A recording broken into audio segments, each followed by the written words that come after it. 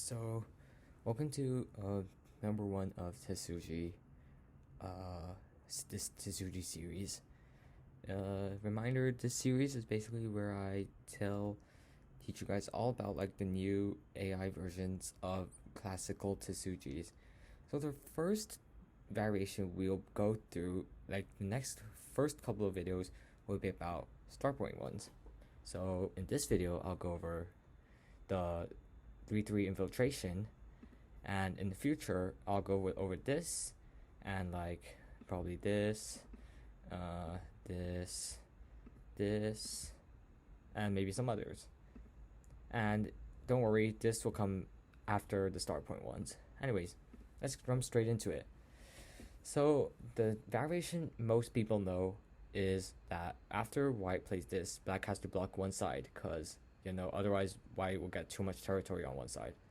So say for example this happens, white has too much territory. Of course, this is not the most accurate way of playing this, but still, you get the idea.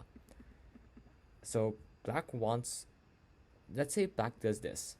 What does white do? Well, white definitely has to do this. Otherwise, if white does something else, this stone will just die.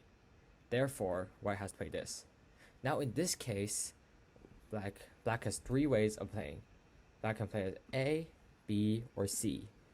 Of course, if you have to say so, I guess D is a way, but it's definitely not a common way, and I'm not going to go into that since it's just not worth it.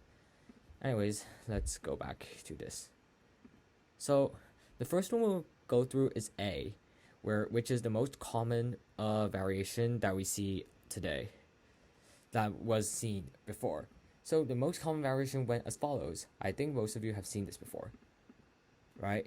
This is the very common way of playing. However, since the invention of AI, this variation is not the best anymore. Let me explain. I'll show you the AI recommended line. So the first part is all the same. White wants to continue to live here to get more space, but instead of playing this, white plays this, and white plays elsewhere. So why is this different? Why is this not as good as this in terms of AI? Well, the main way you can view this is that black has an actual potential I at R15 on the top, whereas black doesn't really have that on the bottom. So therefore, if we say white has, let's say, a couple of stones in this position, you can see that the bottom, black is actually not safe. So let's say you have this. Ignore the stones on the left. Which one looks safer? Of course the top one looks safer, because on top of black has more space here, has an eye, whereas on the bottom, black just sounds awkward. If we can make it look more clear with this, look at this. Black doesn't really have much eye space, whereas the black shape here is really flexible. Like black can do this. This is an eye. So this is why AI thinks that this is better than the above variation. Anyways, that is basically how white can play against this stone. So if you have any questions, of course, feel free to leave it in the comment section. But for now, I will jump into the next variation, which is B. Now, the thing about B is that there is a very complicated line here that some people may not fully understand now. So I think I'll make a video about more complex lines, since some people may not want to go that deep, since maybe you're like 10Q and you just don't expect to play that. So I'll probably make a new video. And so for now, but in case you're wondering, it's this. So there's like a variation that goes something along the lines of this or something. Kind of forgot it, but I'll have to look into it as well. It's not played often, but it can be a valuable asset, because like if your opponent plays wrong, you can basically end the game right there. Anyways, what does white actually play? So this ends in a very complicated situation. So white normally plays this. So the thing is, black can play this or this. If this, well, I think you see a problem here. Uh, Look at that. I forgot the variation. Shoot again. Anyways, black doesn't normally play this. So, what does white play here? I'll give you a couple of seconds to think about whether white should play this or this. Because, well, they are quite different, I have to say. Okay, so if you had a chance to think of it, the correct way was to play this. So why is this the best? So notice how black can't really Atari, cause this definitely not good for black despite having it going on, right? If black plays this, let's say this, what does white do?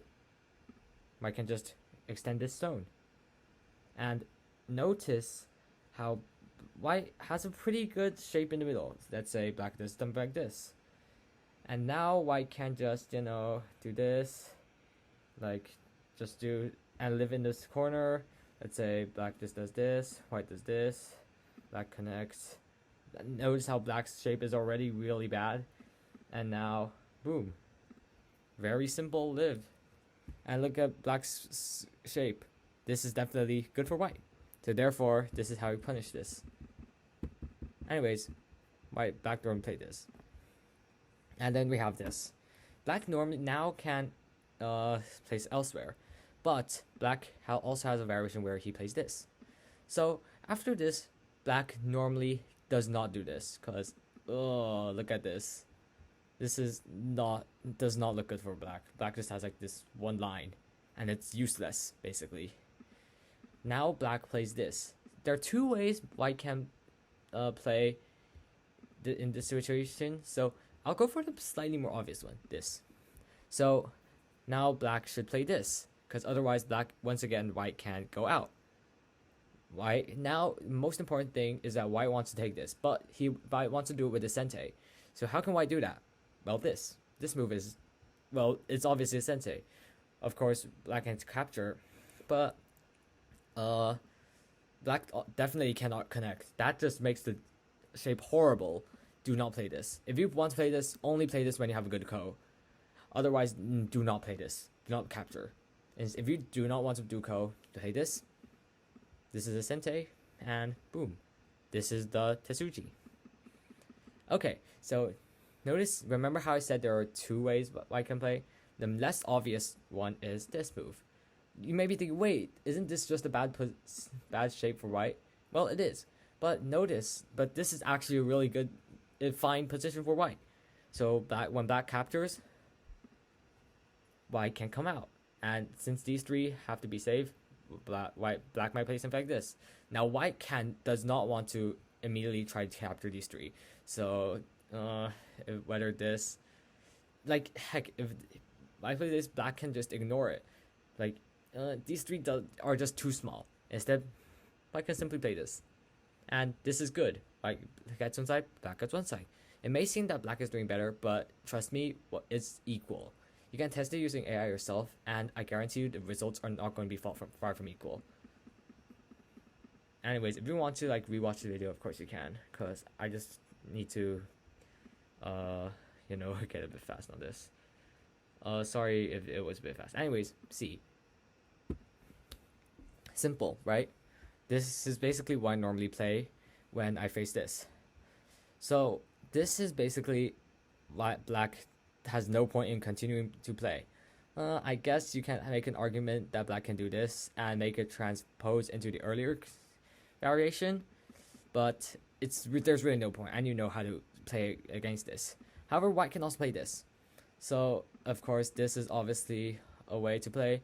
It's a bit boring, and black normally plays this. And once again, it transposes into the same shape as earlier. Now, the final way white can play, and this is only when there's a good ladder here. Let's say we have this. So now we notice that if white plays this, there's a ladder here. This is basically the variation. And it's not that commonly played, so I will not recommend this variation. Okay, I just realized I forgot a major thing in part A. I apologize. So once this black has multiple different ways to play Impact other than this. Black can also play this.